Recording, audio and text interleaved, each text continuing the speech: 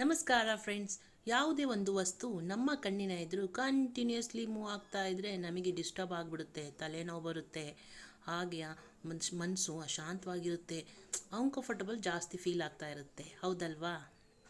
ಅದು ವ್ಯಕ್ತಿಯಾಗಿರಬಹುದು ಅಥವಾ ವಸ್ತುನೂ ಆಗಿರಬಹುದು. ಸಿಮಿಲರ್ಲಿ ಪೆಂಡುಲಮ್ ವಾಚ್, ಇದೇ ಥರ pendulum watch down side constantly movement ಆಗ್ತಾ ಇರುತ್ತೆ.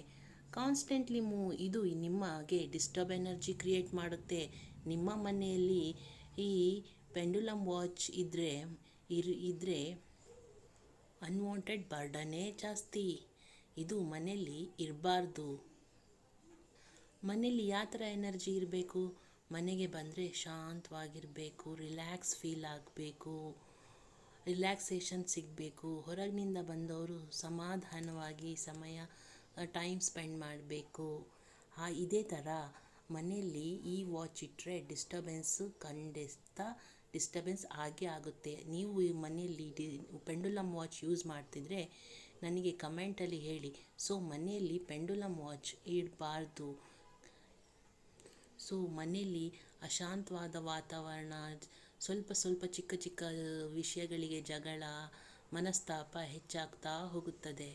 ರಿಲೇಷನ್ಶಿಪ್ ಇಶ್ಯೂ ಖಂಡಿತ ಬಂದೇ ಬರುತ್ತದೆ. ಸೊ ಮನೆಯಲ್ಲಿ ಪೆಂಡುಲಮ್ ವಾಚ್ ಇಡಲೇಬಾರ್ದು. ಇನ್ನೂ ಈ ಥರ ನನ್ನ ವೀಡಿಯೋಸ್ಗಳಿಗೆ ನನ್ನ ಚಾನಲನ್ನು ಲೈಕ್ ಹಾಗೂ ಸಬ್ಸ್ಕ್ರೈಬ್ ಮಾಡಿ. Thank you.